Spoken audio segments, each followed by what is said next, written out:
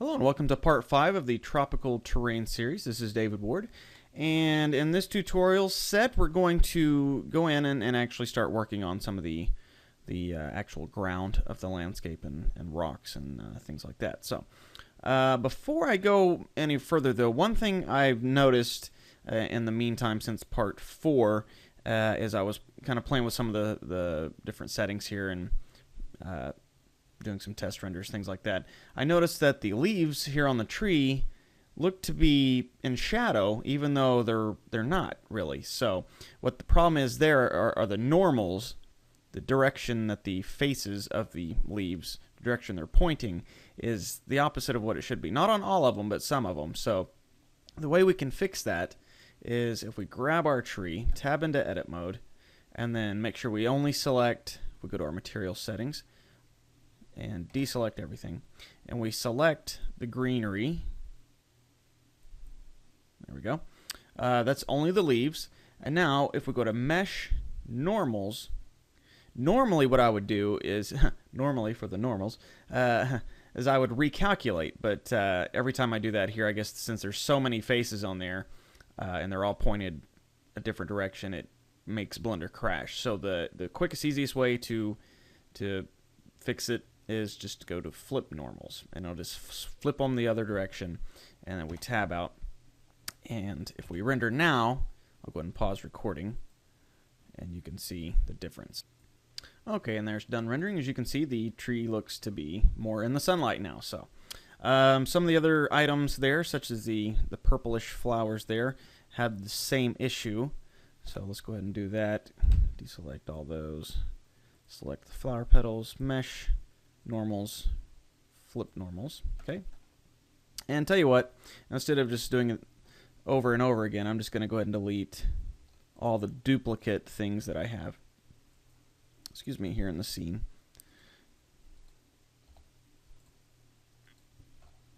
And I think the grass had the issue as well, so since it's all green, we don't have to select the individual color. We just go to normals, flip. Excuse me.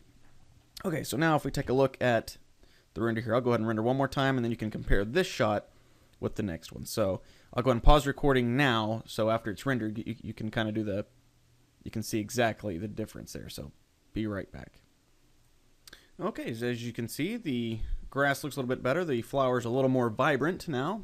Don't seem to be as quite in the shadow as they were. Also, in the meantime, I went ahead and did the same thing on the little bush back there. So everything should be good. The palm tree, when like I said, when I was playing with it before, I tried flipping the normals on those as well, but honestly, in my opinion, it looked better as is. So I don't really think you need to flip those. So in any case, we're pretty well done with all the foliage now. So let's just go ahead and escape out of there, and let's go to our first layer here and throw our yellow flowers. Oh, one other thing I noticed, well, I didn't notice, but another thing I was playing with, is the tropical flowers looked better if it was a red petal. So I'm going to go ahead and change this to red. So that instead of the diffuse being yellow, let's make it a nice bright red.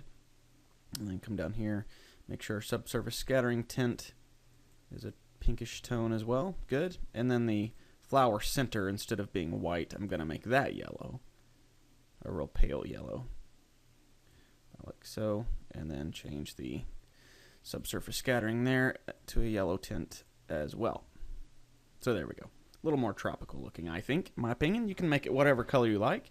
But anyways, that's going to do it for the foliage. So let's go ahead and put that on we'll just call this the foliage layer.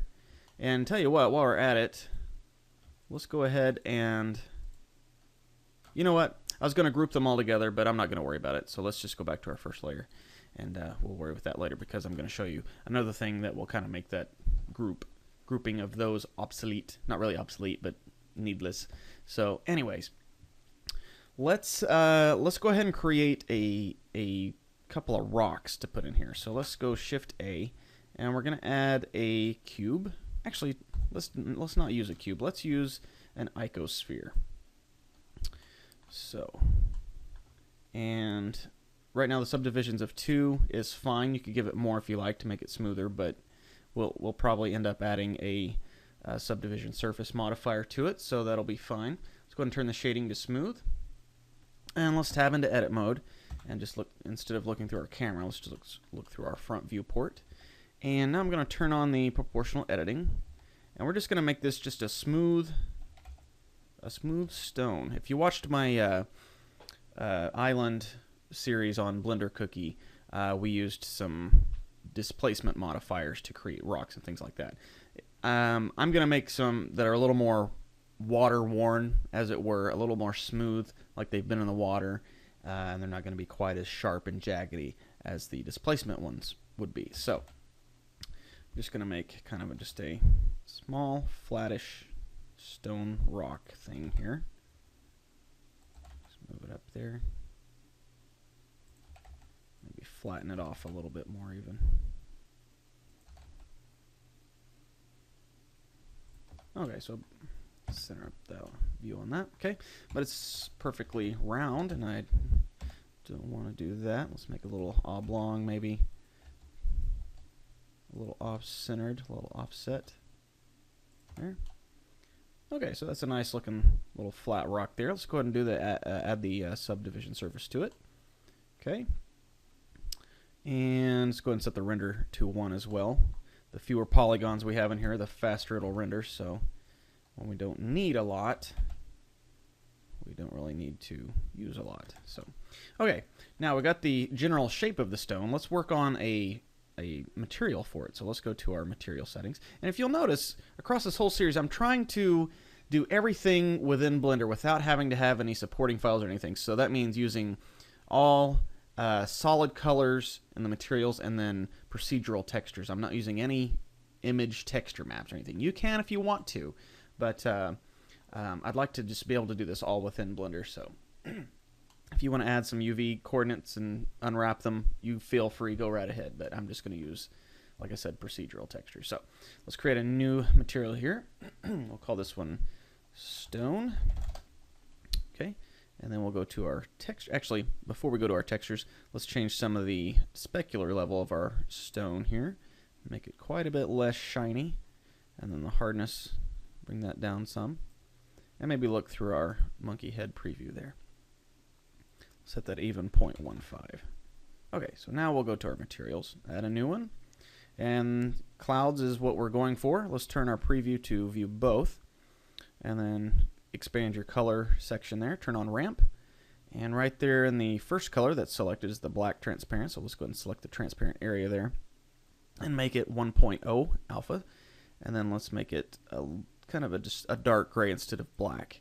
Then we're going to grab the white side and make that a light gray instead of white, and then we have a decent looking stone shading. Let's go ahead and adjust the contrast a little bit. And let's collapse the colors now. We're pretty well done with that. And here in the cloud settings, let's turn it to hard and then give it some more depth. I'm trying to decide if I want to use the Blender original. Probably not. Let's try out some of these different Voronoi. That one might work. Let's see if I can lower the contrast down a little bit. Maybe make it a little darker. This is just going to be for the color. We're going to use a different cloud map for the actual texture of it. If that, you know, the bumps, the normal mapping. So let's collapse the color again. Let's make it a little bigger, and maybe I'll make it a little darker still. Okay, I think that'll work. Now let's go ahead and name this texture. Let's name this stone color. Okay, and then go to your next texture slot, add a new one. Name this one stone bump. There we go. Okay, and this time we're not going to mess with the colors because it's essentially black and white as is, but we need to make sure we turn it off of the color influence down here, and then we'll turn on the normals here. So let's give it the normal geometry influence.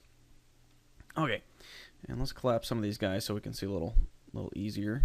Make this a little. There we go. Let's set the normals a little bit higher. Set it to maybe 1.5. Actually, let's go to 2. Maybe look through our monkey head a little bit more. It seems like on the sphere, you can see it's kind of affecting it, but on the monkey head, it's really affecting it. And like I said before, I like to judge based on the monkey head preview. So let's go ahead and set that back to 1, and that's probably good. Now for our cloud settings, let's go ahead and make that. Let's go Voronoi F1. It's going to kind of give it a roundish pattern. And kind of what I like to do is have the, right now, if I go back to circle, you can kind of see the white part here in your cloud bump map is the part that's being raised up. So it's kind of having sharper edges off. What I'd kind of like to happen is have the white go in. So I'm going to have to do, there's a couple things you can do. You can go to colors and go and turn on your ramp and set that alpha all the way up. And then you can swap these. What's my computer doing? It's always giving me the sand dial thing. There used to be a sand dial on previous versions of Windows. It kind of shows my age a little bit. But anyways, you can make that, you can swap these two colors out if you want to, like so. Or if you want to leave them alone, you can go down to the geometry and make it a -1 instead of positive. And it'll do the exact same thing. So let me go ahead and give it a little bit more, -1.5. And then we'll come in here in the colors and maybe give it some more contrast. You can see it affecting the stone a little bit more. So just play with the settings until you get it looking pretty much the way you want. And then maybe we'll come down here and give it some more depth. Let's give it a depth of 5. And then let's come back to our material settings, and it's a little too shiny still. So let's set the intensity here to, let's make it 0.075, kind of half as much as it was before. So now we have a decent looking little stone textures. Kind of looks kind of bad on the monkey head, but let's do a quick render on our actual rock here and see what it looks like there. Okay, it looks a little too deep, like it does on the monkey head. So like I said before, the monkey head's a better accurate representation. So let's go -0.75 there, and it looks a little better. Go ahead and test render it, and I think that'll work. One thing we can do to get a better view, as you can see, since we have the ambient occlusion turned on, it's lighting up all sides of the rock, and it's gray as is. So if we can turn that down, so let's go to our world settings, set this to say 0.1, might get a better view of the rock. Yeah, so there we go. Okay, now we have the one rock, but as you know, most rocks are not the exact same size and shape. So while we can duplicate this to get different sizes and kind of rotate it to give it a, the illusion of a different shape, let's go ahead and copy it. Shift D to duplicate, and then we're going to tab into edit mode, and let's give it a different shape. Let's make it a little taller. Okay, and then maybe try to flatten off, one of the sides. Give it a little bit more squareness.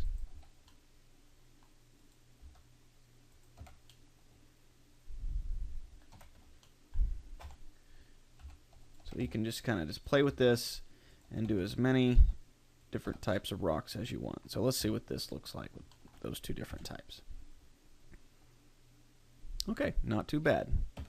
Tell you what, let me do one more rock here. Shift D, duplicate that. Tab into edit mode. Let's scale it on the x-axis there.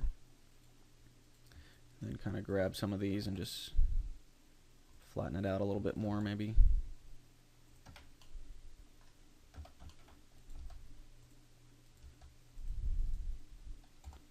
Maybe we'll make one side a little skinnier. But try to keep it as generic as you can. What happened there? Scale. There we go. Because if it has too many individual characteristics, then it will easily be identified as a copy. Okay, so we got some different rocks there. All set. Let's go ahead and do a render there. Police going by. I don't know if you could hear that through the microphone or not. But somebody in trouble. Okay, so before going any further, as you can see, the item names are not matching up with what the items are. So let's go ahead and rename them. Let's name this guy Stone 1. Name this guy Stone 2. And then this one will be Stone 3. Now, what I'm about to do now is, it's not so important so much on the rocks, but on the trees and things, it will be important. So let's go ahead and do it now while we're here. I'm going to grab the rock. I'm going to go over to the object data. See, if we go to our object, you can see Stone 1. That's the name. Stone 2, Stone 3. You can all see the name of them right there. But if we go to our object data, right now essentially the orange box here, Stone 3, that's the name of the object. And now the actual mesh inside the object is named right here in the object data. Right now, this particular one is icosphere 0.002. But I want that to match up with the stone name, so we're going to call that Stone 3 as well. Same thing on this guy, Stone 2, and on this guy, Stone 1. Okay, so that's all the stones we really need. And on this one, I am going to group them together because they're pretty well low polygon as is already. So let's go ahead and grab all three of those, Control G, and it's going to create a new group, and we'll just name this Stones. Okay, so let's go ahead and move those to their own layer. Let's just make them that third layer over there. So we'll just go bink right there. And now, as I was saying with the name of the meshes, let's go ahead and start doing that on our foliage there. So let's grab our palm tree. And you see the name of the object is palm tree, but the mesh is still just named mesh. So let's name this one palm. I'm just going to name it palm instead of palm tree. And what I'm going to do next is add some low resolution versions of our trees, so they can stand as placeholders. So since this one's a high resolution, I'm just going to go palm underscore HI, high for high, and then LO for low. If you want to go ahead and put the GH on the high and then the W on the low, you feel free, go right ahead. But I'm just going to say high and low, just as simple as I can get. Okay, so this normal tree here, we're going to call this one tree underscore high. There we go. And then might as well go ahead and do it. And also, these haven't been named, so let's name this one Fern. And since we already have that one there, I can go ahead and get rid of that guy. So we'll call this, or what, was that two different types of ferns? I don't recall. Did we rotate it around? No, I did not. Those are the same. Okay. So this one is going to be Fern High. Okay. And then grab our bush there. Bush high. And then finally grass high. And we need to rename the object as well. Let's just call that one grass. And then the flowers we can probably pretty well leave as is, but we do need to name them. So we'll call this one red flowers, or yellow flowers if you decided not to change them to the red color like I did. And then we'll grab this one and call this one purple flowers. There we go. And I'll go ahead and, since the flowers are going to be similar to the stones in that they're pretty well low polygon already, so I'm not going to create placeholders for these. So I'm just going to name their mesh what they are as well. So there we go. So this is going to be red flowers. Okay, now, again, like the stones, I'm just going to grab both of these flower settings, and if you've created more, grab all the flowers that you've created, and we're going to add them to their own group. We'll call this one flowers. If I can hit the right key, F, flowers, there we go. And let's go ahead and move those to the same layer that these stones are on. There we go. Okay, so now we have our palm tree, our bush, grass, and fern. These are all the higher polygon versions. So what I want to do is the reason I want to do this is because when we start applying these to our landscape, we're going to want a bunch of them. And if we have a bunch of these high polygon items being distributed around the scene, it's going to slow down Blender.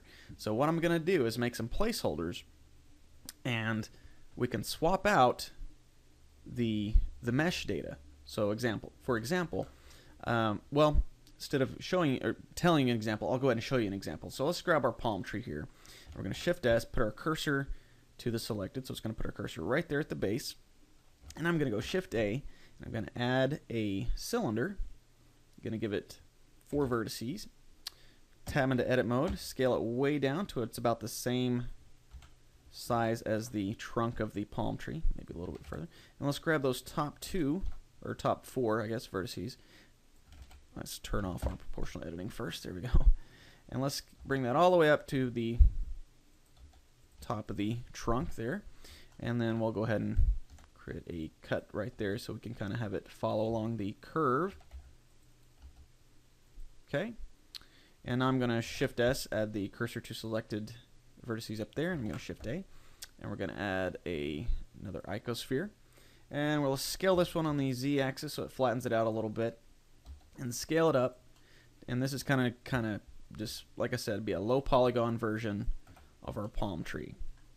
So we'll call this one palm underscore low, and then come over here to our mesh name, palm low.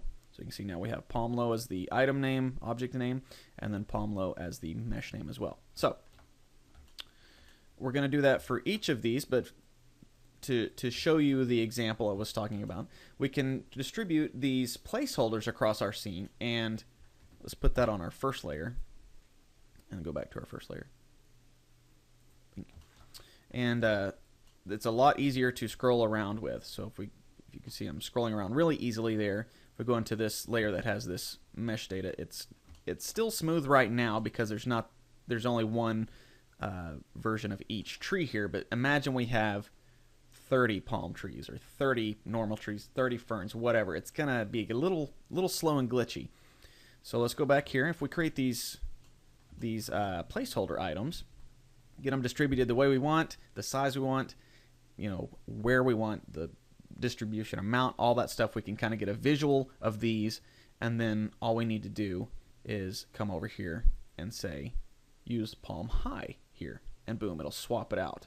So it's kind of cool that works. Now, one thing you have to make sure you do if you want to keep those low polygon versions, when you go back here, you can see that it puts the little 0 symbol next to it. And what that means is it's not going to save this mesh data. That means there's 0 objects that have this mesh data now.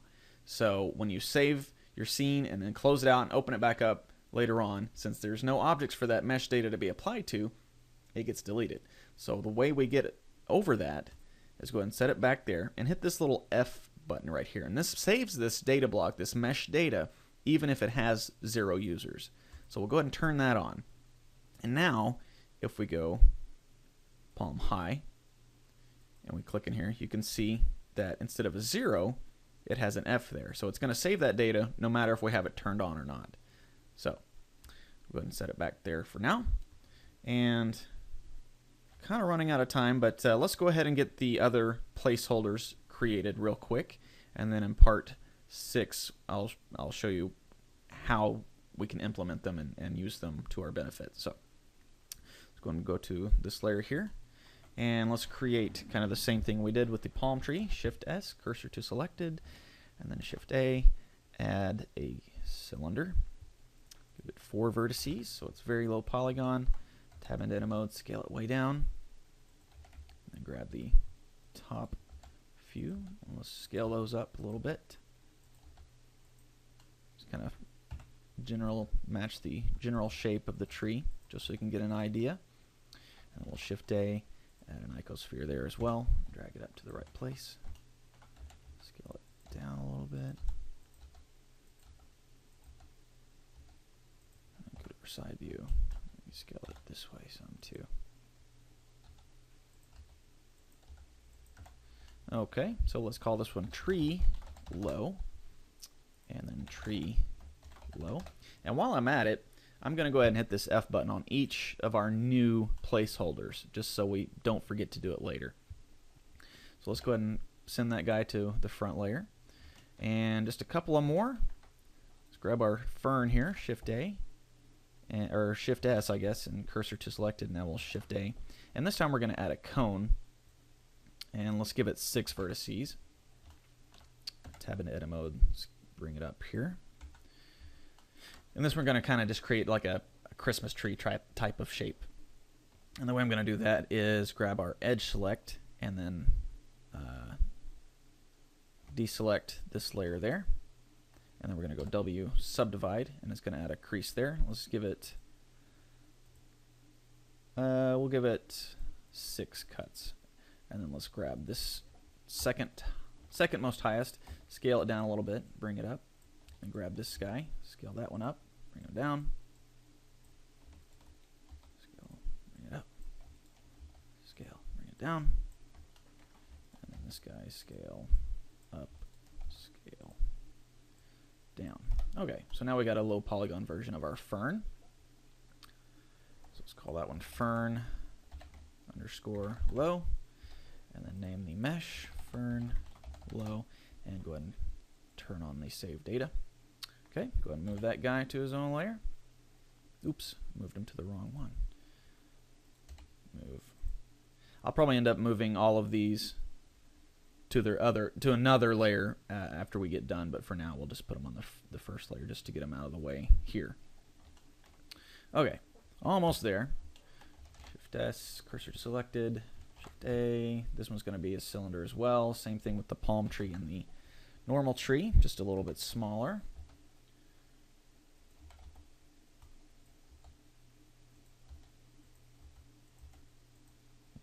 Vertex select mode, I'll prefer that better. Icosphere, where did it add it? Did it not add one? Okay. There we go. Scale on the Z-axis this time. Okay, go to side view. Okay, good. Call this one bush low. Okay. Send that one to the front layer. And then last but not least, our little grass scrub here. Cursor to selected, Shift A. And we're just going to add an icosphere here and just kind of scale it down, and it's just going to basically be a generic rounded mound there. So we'll call this one grass low, and then grass low over there. Turn on the, there we go. Excuse me. So now if we move that one to the front layer, and let's go ahead and save this if you haven't already. And we'll come over here. So now we have our low polygon versions of our scene. So let me show you something here. Let's go to here and select all the high res, and then we'll just come, let's go to our top view. Just, you don't have to do this if you want to. I'm just showing you an example here of the more of these that you add, the more sluggish Blender wants to act to navigate around in there. So if I go back here and select all these guys that we just duplicated, go and delete those, and that guy too. Now if we go to our low polygons version, get our lamp out of the way there. Select all those guys. You can pretty much create as many as you want, and it's still going to act perfectly fine. So let's just undo all those. Okay, so that's going to do it for part 5. It ran out a little longer than I was expecting, but I think we covered a lot of ground here. Created our rocks and our placeholders. So in part 6, we'll actually create the ground and give it a nice sandy texture, and then we'll start implementing all of our foliage and making it look like a nice landscape. So, like I said, that's going to do it for part 5. Thanks for watching, and I'll catch you on part 6.